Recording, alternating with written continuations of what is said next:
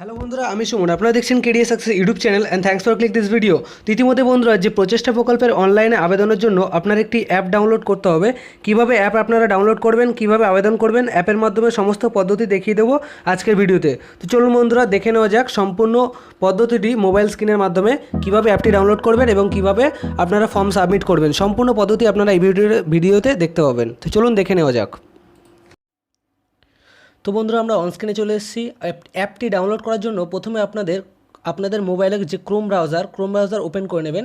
Chrome browser open করার সাথে সাথে এখানে আপনারা সার্চ বারে লিখবেন prochesta.web.in লিখে সার্চ করবেন। সার্চ করার সাথে সাথে এই যে প্রথমে যে অপশানটা প্রচেষ্টা, এই প্রচেষ্টাতে আপনারা ক্লিক করবেন। ক্লিক করার সাথে সাথে এরকম একটি ইন্টারফেস আপনাদের সামনে চলে আসবে। নিচে যে ডাউনলোড দ্য অ্যান্ড্রয়েড অ্যাপ এই লেখা রয়েছে, এখানে আপনারা ক্লিক করবেন। ক্লিক করার সাথে সাথে কিন্তু আপনারা অ্যাপটি ডাউনলোড করে নিতে পারবেন। ডাউনলোড করা হয়ে গেলে আপনারা প্রচেষ্টা যে অ্যাপটি ওটা ইনস্টল করে নেবেন আপনাদের মোবাইলে। ইনস্টল করার পর এই অ্যাপটি আপনারা ওপেন করবেন। ওপেন করার সাথে সাথে এরকম একটা ইন্টারফেস আপনারা পেয়ে যাবেন। এখানে লেখা আছে দেখুন, দিনমজুর বা অন্যান্য শ্রমিকদের জন্য আর্থিক অনুদান প্রকল্প কোভিড-19। তো এখানে বলা হয়েছে পছন্দের ভাষা বেছে নিন। তো আমি এখানে বাংলা ভাষা বেছে নিলাম। নিয়ে আপনারা এখানে অ্যালাউ করে দেবেন। অ্যালাউ করে দেওয়ার সাথে সাথে এখানে দেখুন আপনারা মোবাইল নাম্বার চাইবে। একটি মোবাইল নাম্বারে কিন্তু আপনারা একবারই আবেদন করতে পারবেন। তো যার মোবাইল নাম্বারে আবেদন করবেন তার মোবাইল নাম্বারটা এখানে দিয়ে দিন। তো আমি একটি মোবাইল নাম্বার এখানে দিয়ে দিচ্ছি। মোবাইল নাম্বার দিয়ে দেওয়ার পর ওটিপি চেয়ে পাঠান এই অপশানে আপনারা ক্লিক করবেন। ক্লিক করার সাথে সাথে আপনাদের মোবাইলে একটি ওটিপি চলে আসবে।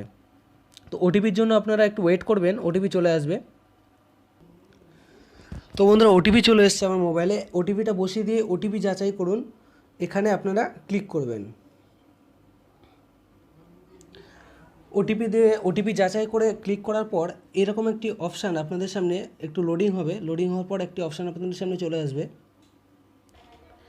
তো দেখুন, এরকম একটি অপশান আপনাদের সামনে চলে আসবে যেখানে লেখা আছে প্রচেষ্টা যোজনা সম্পর্কিত তথ্য।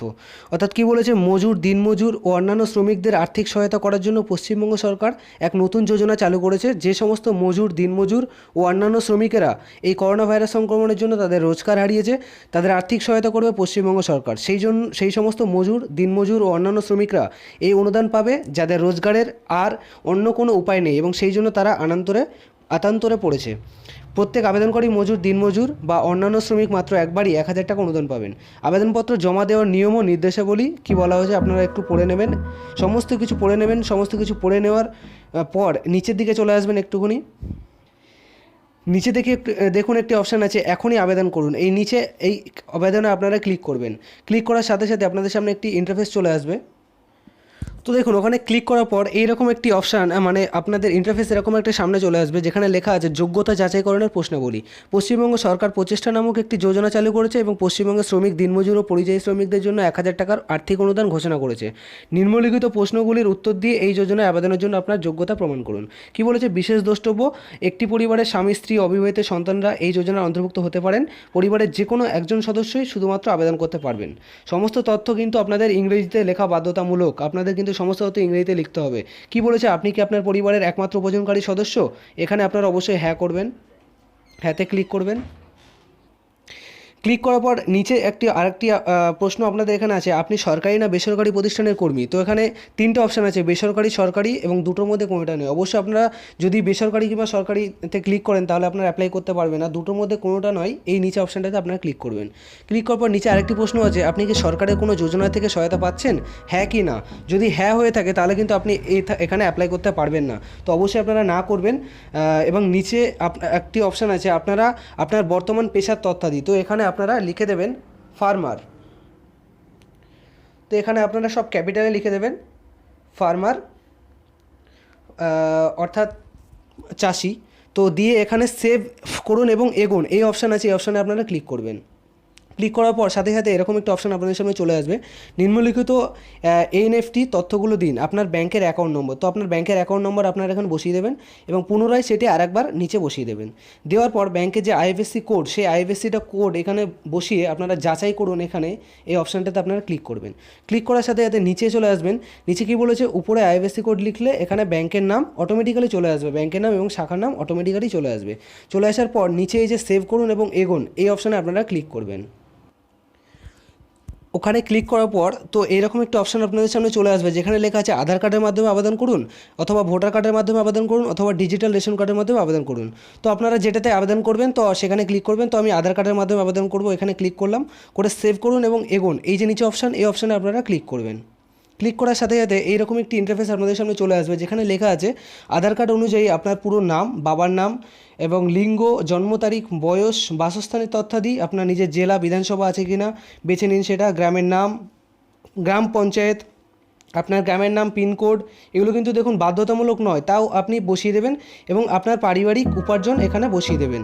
দিয়ে দেওয়ার পর আপনারা এই যে কোনার দিকে সেভ করুন এবং এগোন এই অপশান আছে, এই অপশানে আপনারা ক্লিক করবেন। সেখানে ক্লিক করার পর আপনাদের সামনে এরকম একটি ইন্টারফেস চলে আসবে, আপনার আধার কার্ডের তথ্য দিন। তো আপনারা এখানে আধার কার্ডের নম্বর বসিয়ে দেবেন, আধার কার্ডে একটা ছবি তুলে এখানে কিন্তু দিতে হবে দ্বিতীয় নম্বরে। তৃতীয় নম্বর কী বলছে, আপনার পাসপোর্ট সাইজ একটি ছবি বেছে নিন, পাসপোর্ট সাইজ ছবি কিন্তু আপনার একটা আপলোড করতে হবে এখানে। তো আপনার আধার কার্ডের ছবি, আধার কার্ডটা সাথে রাখবেন, একটু পাসপোর্ট সাইজ ছবি এখানে লাগবে আপনাদের। সাথে সাথে কী বলেছে, আপনার ডিজিটাল রেশন কার্ডের তথ্য, আপনার কার্ডের বিবরণটি এখানে বসিয়ে দেবেন, AAY না PHH না SPHH, RKSY1 RKSY2। তো এখানে বসিয়ে নিয়ে আপনার ডিজিটাল রেশন কার্ডের নাম্বারটা পাশে আপনারা লিখে দেবেন, দিয়ে সেভ করুন এবং এগোন এই অপশানে আপনারা ক্লিক করবেন। দেওয়ার পর আপনাদের সামনে বন্ধুরা এরকম একটি, আপনারা এতক্ষণ ধরে সমস্ত কিছু ফিল আপ করলেন, আপনাদের সামনে এরকম একটা অপশান দেখিয়ে দেবে, যা ফিল আপ করেছেন এখানে দেখিয়ে দেবেন, পুনরায় আবার আপনারা দেখে নিতে পারেন। যদি কোনো ভুল হয় তো আপনারা সংশোধন, এই যে নিচে কোনায় সংশোধন অপশান আছে সেখান থেকে সংশোধন করতে পারেন। তো সমস্ত কিছু আপনারা এখানে দেখে মিলিয়ে নেবেন, নেওয়ার পর এই যে এগিয়ে যান এবং শুরু করুন এই অপশান, এখানে আপনারা ক্লিক করবেন। ক্লিক করার পর এখানে আপনাদের সামনে একটি নোটিফিকেশান দেখাচ্ছে, দয়া করে আপনার দেওয়া সমস্ত তথ্য শেষবারের মতো মিলিয়ে নিন। আপনি কি এই তথ্যগুলো জমা দিতে চান? অবশ্যই আপনারা মিলিয়ে নেবেন ভালো করে, না হলে না করবেন এবং হ্যাঁ হলে অবশ্যই হ্যাঁ করবেন। এখানে হ্যাঁ অপশানে ক্লিক করার পর একটি এরকম ইন্টারফেস আপনাদের সামনে চলে আসবে, দিয়ে দেখুন এখানে বলেছে আমি এখানে ঘোষণা করছি যে উপরে দেওয়া তথ্যগুলো আমার জ্ঞান ও বিশ্বাসের সর্বোত্তম। তো নিচে কি বলেছে, নিচে আঙুল দিয়ে স্বাক্ষর করুন। তো আপনারা এখানে আপনাদের যে আবেদন করবে তার স্বাক্ষর এখানে আঙুল দিয়ে করতে হবে। তো বন্ধুরা আপনারা সিগনেচার করার পর নিচে দেখুন একটা অপশান আছে জমা করুন, এই অপশানে আপনারা ক্লিক করবেন। এই অপশানে ক্লিক করার পর কিছুক্ষণ ওয়েট করবেন, লোডিং হচ্ছে, লোডিং হওয়ার সাথে সাথে আমরা একটা ইন্টারফেস দেখতে পাবেন। তো বন্ধুরা তারপরেই কিন্তু আপনাদের ফর্মটি সাবমিট হয়ে যাবে। তো এবার দেখুন এখানে ক্লিক করার পর তারপর কিন্তু আপনাদের ফর্মটি ফিল আপ করা হয়ে যাবে। তো এইভাবেই কিন্তু আপনাদের সম্পূর্ণ পদ্ধতি আপনাদেরকে কি কমপ্লিট করতে হবে। তা এই ছিল আজকের পদ্ধতি। তো এই অ্যাপটি ডাউনলোড করার লিঙ্ক আমাদের ডিসক্রিপশন বক্সে দেওয়া থাকবে, সেখান থেকেও আপনারা চাইলে ডাউনলোড করে নিতে পারবেন। তো আশা করি বন্ধুরা ভিডিওটি ভালো লেগেছে, ভিডিওটি ভালো লাগলে একটি লাইক করে দেবেন এবং বন্ধুদের সাথে শেয়ার করে দেবেন।